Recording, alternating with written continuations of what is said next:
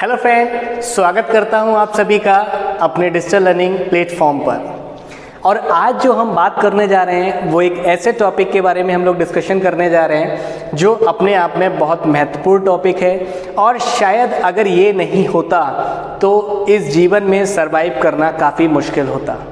आज के टाइम में होता क्या है कि अगर हम कोई भी चीज़ खाते भी हैं तो वो भी क्वांटिटी के अकॉर्डिंग ही खाते हैं, कोई चीज़ अगर हम लेते भी हैं तो वो भी क्वांटिटी के अकॉर्डिंग ही लेते हैं, कुछ मार्केट में परचेज़ करते हैं तो वो भी काउंट करके ही परचेज़ करते हैं, जितनी रिक्वायरमेंट होती है सिर्फ वही चीज़ हम उतनी लेते हैं। तो सोचिए, अगर काउंटिंग नहीं होती तो क्या सरवाइव करना इतना आसान था? नहीं था। तो नंबर के ज्ञाताओं ने जब इसको लॉन्च किया और एक एक नंबर सिस्टम को लेके आए तो काउंटिंग आसान हुई। हमें पता लगा कि किस चीज़ में कितनी वॉल्यूम होती है, कितनी क्वांटिटी होती है। तो उस तरीके से हमने धीरे धीरे चीज़ों को अपने लाइफ में लाना शुरू किया। सपोज किसी को रिक्वायरमेंट है एक कार की, तो अगर काउंटिंग नहीं होती तो ये चीज़ कैसे काउंट हो पाती? और कार बनने के लिए नंबर सिस्टम का कितना इम्पोर्टेंस होनी ज़रूरी है वो आप सभी जानते हैं। स्पीड कितनी होनी चाहिए, एक्सीलरेटर जब दबेगा तो स्पीड कितनी उठेगी, तो आप समझ सकते हैं यहाँ पर कि वहाँ पर भी नंबर सिस्टम ही चल रहा है, वहाँ पर भी काउंटिंग ही चल रही है। आरपीएम जो है वो भी काउंट हो रहे हैं और वो सब है तो सिर्फ नंबर सिस्टम की वजह से। एक छोटा सा एग्जाम्पल के थ्रू आपको समझाने की कोशिश करी थी। अगर नंबर सिस्टम नहीं होता तो शायद चीज़ें काफ़ी टफ होती हमारी इस दुनिया में और बहुत सारी चीज़ें तो आ ही नहीं पाती अगर नंबर सिस्टम नहीं होता। स्टार्ट करते हैं नंबर सिस्टम को। तो नंबर सिस्टम कुछ सेट ऑफ वैल्यूज़ होती हैं जो यूज़ होती हैं डिफरेंट क्वांटिटीज़ को रिप्रेजेंट करने के लिए। अगर हम एग्जांपल की यहाँ पर बात करें तो number of student in a class, कि एक क्लास में कितने स्टूडेंट हैं, और अगर हम बात करें तो कितने व्यूअर्स टीवी प्रोग्राम को देख रहे हैं। ये छोटे छोटे दो एग्जाम्पल हुए।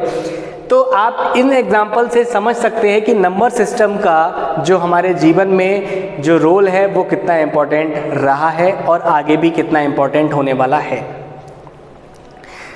जो नंबर के जो ज्ञाता थे जिन्होंने नंबर सिस्टम को बनाया, उन्होंने नंबर सिस्टम को बहुत सोच समझ करके 4 पार्ट्स में डिवाइड किया है। जो पहला पार्ट है वो है बाइनरी नंबर सिस्टम।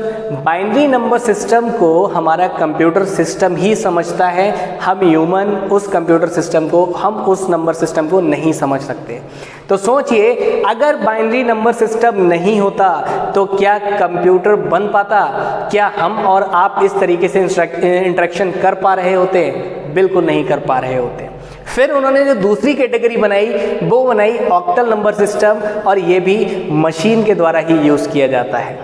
फिर उन्होंने हम ह्यूमन बीइंग को ध्यान में रखते हुए एक और कैटेगरी डिज़ाइन करी, वो करी डेसिमल नंबर सिस्टम, जिसका यूज़ आप और हम करते हैं।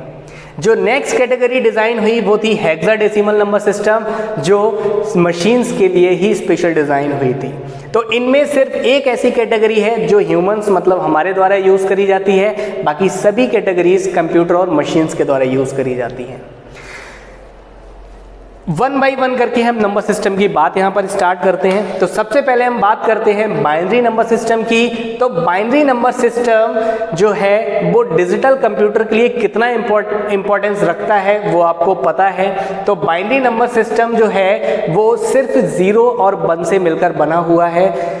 बाइनरी नंबर सिस्टम का जो बेस होता है, जो रेडिक्स होती है वो 2 होती है। बेस इसलिए ज़रूरी है, बेस हमें ये बताता है कि अगर आप इस एग्जांपल को यहाँ पर देखें कि किस तरीके से बाइनरी नंबर सिस्टम को हमने रिप्रेजेंट किया है। अगर इस एग्जांपल को आप यहाँ पर देखें तो जो यहाँ पर बेस में 2 लिखा हुआ है वो ये बताता है कि इसमें जितने भी नंबर्स होंगे वो 2 से कम होंगे, मतलब 0 या फिर 1 होंगे, इससे ज़्यादा नहीं हो सकते। तो बेस उसकी मैक्सिमम लिमिट को बताता है और बताता है कि उससे कम नंबर ही आप इस नंबर सिस्टम में रख सकते हैं। जो 0 होता है उसका मतलब ऑफ होता है, जो 1 होता है उसका मतलब ऑन होता है।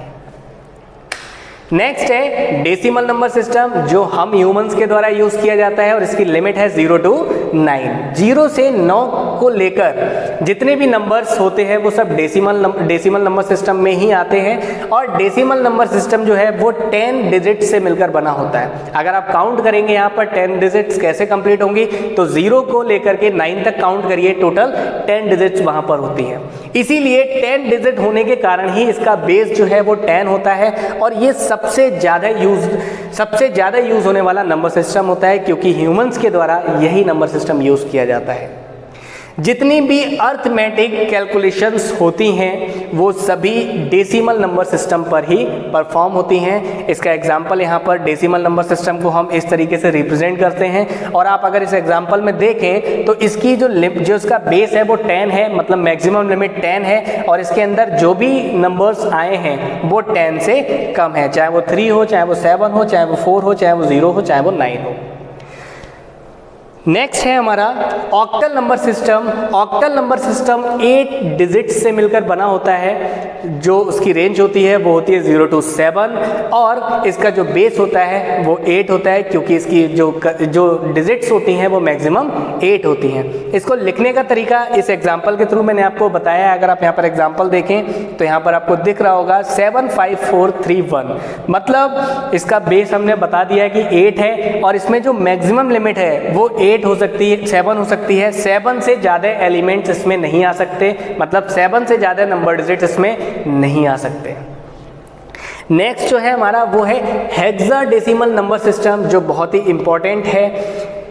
ये जो नंबर सिस्टम है ये 16 डिजिट से मिलकर बना होता है, जिसमें 0 to 9 तो हम डिजिट यूज़ करते हैं, और उसके बाद में हम अल्फ़ाबेट्स यूज़ करते हैं A to F।